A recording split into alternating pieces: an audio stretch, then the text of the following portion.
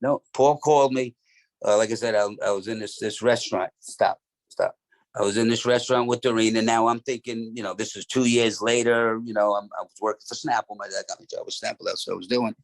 And I've told this story a million times in a lot of different interviews. All of a sudden, I get a call, and I see the numbers Paulie on my phone. Back then was the flip phones, the Motorola's, or whatever they were. And I go, Doreen, it's Paulie. So I get up, I take it out, I go, hello. And he goes, congratulations. So I go, what's up, Paul? Because I told you I'd get your job. And I haven't talked to Paul in a year and a half. I gave up, thought it was over, figured, it just couldn't happen, He's like, I got you a job. I told you something like that. I said, what are you talking about, Paul? He goes, John Laurinaitis, because Jim Ross was, I guess, at the time, I didn't really know this, was kind of getting out of his talent relations position. I guess he was grooming John Laurinaitis. He goes, John Laurinaitis will be calling you. He goes, just giving you a heads up. He goes, don't say I called you. So I said, all right. I go in, I tell Doreen this, and I'm like, I don't know. The next day, I'm in the CVS taking an order. I come out, and there's a message on my phone, and I listen to it. And it's John Laurinaitis. He's like, introduces himself as John Laurinaitis. He goes, please give me a call ASAP. I would like to talk to you. So I call him up, and he talks to me a little bit. He goes, listen, we'd like to bring you in for a tryout. I said, all right. He goes, what are you doing? I told him I work for Snapple. He goes, can you, maybe next month, we'll give you a month, maybe can you come into a Raw and a SmackDown? We'll like to give you a tryout. Now, he didn't say I had a job. He called it a tryout. I said, okay. I figured out my schedule. I called the secretary back. I give him my stuff. A few months later, all my plane tickets come in. It was in Dallas. That's where it was. It was Amarillo, and it was the other Dallas and Amarillo, something like that. One of those two was something like that. And so I went out there. I did one match versus Funaki the first night. Didn't hear anything from nobody. So the second night, I go out and work Stamboli, Johnny, go figure. Who ends up becoming my partner there. Doing things that shit, come back. Paulie comes up to me, like, come back. I take a shower. I'm just kind of hanging around like a schmuck, just hanging around, standing there. And Paulie touched me, goes, anybody talk to you? I said, no. Let's hang on. So then Jim Ross comes up, I go do whatever. Like 5 minutes later, Jim Ross comes up to me, goes, John Laurinaitis would like to talk to you in his office. I said, okay.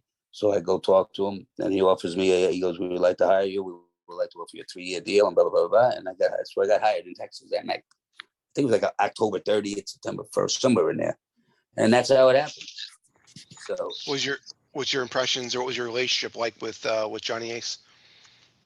It was good. Like he even after my partners, like after me and Chuck broke up and stuff, he always kept me around to do some single stuff. I was a manager for a while, and then, he offered me that referee job. It didn't work out for both parties, but you know what? He offered it to me. It worked for a little while, then it didn't work. So, I was good. Johnny was Johnny. I mean, listen, he no matter how many times he hires you, he's going to fire you one day too. It's just, in this business, so, I was there 8 years, 9 years. So it's not like he was in a rush to get rid of me. I seen a lot of guys come and go. So, he was always good to me. And when the times were right and I didn't make the cut, that's just the way it is. He's the guy making the phone calls. So, what were the highlights for you? Was it, talk to me about winning the Cruiserweight title? Was it teaming with the FBI? Well, one of my highlights. But my biggest highlight would be, I wrestled at the Garden, thankfully, many, many times now. But the one highlight would be WrestleMania 20, because I was at WrestleMania 1, because I'm Madison Square as a fan. Who knew 20 years later I'll be actually in there wrestling? Like I said, I wrestled there before that too. After, that's still a thrill. But just to do WrestleMania there, and then winning the Cruiserweight title both times was great. One was in Connecticut, the other one was great. It was in Rome, Italy. And I got a very nice reception. It was in Rome on a house show that they showed clips on SmackDown. Nice. So those are two of my highlights. And a highlight would be me in the Royal Rumble. I got to do something with Goldberg there. He gave me the spear, threw me out. Yeah, that was just fun. That was in the Royal Rumble. Yeah. Some good accolades that I have out of this business. What about our buddy Vito? Talk to me about teaming with Vito. Vito. I knew. Obviously, we know Vito from day one. He was a Johnny Rock guy. You were a Mike Sharp guy. I was a Caruso guy. I love Vito. I really do, and I keep in contact with him now. Me and him, it was fine in ECW. I mean, in WWE. He was only in ECW for a short time. I knew him from the Independents. Then he went right to WCW.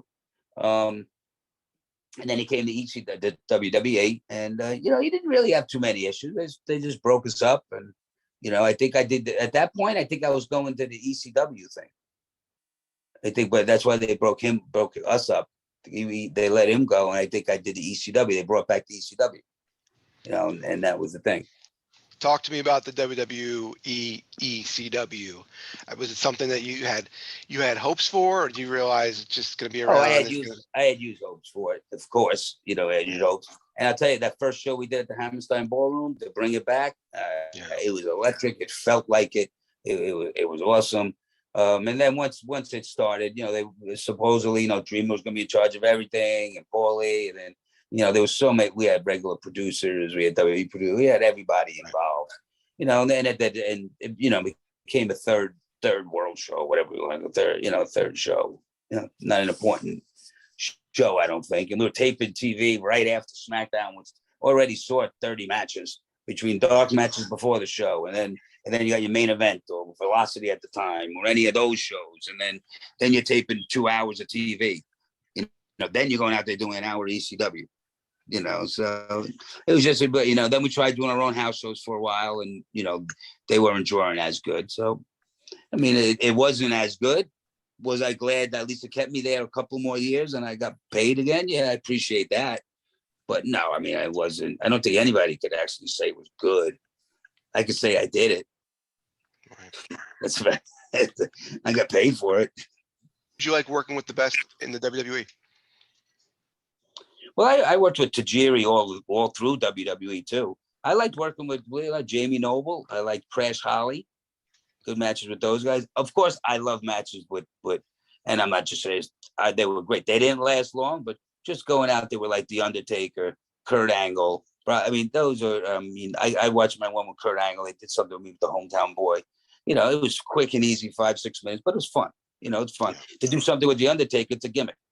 It's a show with me and him. I mean, how competitive is that match going to be? It's a little comical, a little this, get a little steam on him for a quick minute, and then he's going to do all his stuff. So, I mean, that's great too, but it's different working with those guys. So that's why I was very lucky. I had 2 huge partners because they could throw me in the mix with all the big guys. I did 6-man tags with me, Johnny, and Chuck versus Kurt, Undertaker, and like one Brock Lesnar. I did a 6-man tag in the Garden with those guys. I would never get an opportunity like that, right. Being by myself as a cruiserweight, so having those guys around me I was very lucky because it gave me other opportunities to do other things, You teamed with John Cena early in his career on a pay-per-view, didn't you?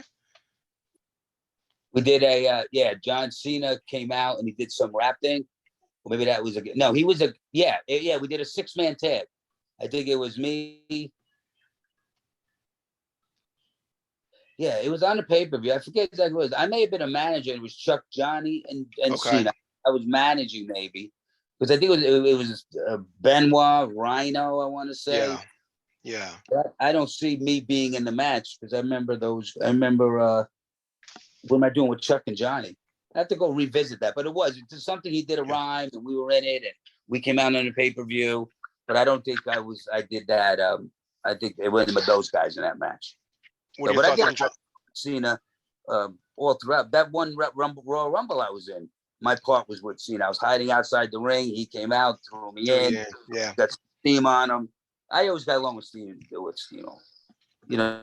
I mean, he was always cool. But when I started there, he wasn't even on TV yet. He used to come to all the road trips, and he was rapping in the back of the bus. That's how that all started. He was going and rapping on all the boys, just as a fun thing, and that caught on, and that's how he ended up getting most of that. He was doing it on the buses. On the buses, I used to hear him, but I think that's how that actually started. That's his gimmick. Any reason why they gave you while your run ended? It was just time. Say that again. Was there any reason they gave you why your run ended? Was it just time? They didn't give me. I kind of knew that they weren't using me. They weren't bringing me in. The writing was on the wall. I thought. I mean, honestly, they sent me home for like 6 months and didn't paid me for 6 months. You know, as when you start getting paid for 6 months and you're not a top guy, something's going wrong. So what they were doing was killing my contract.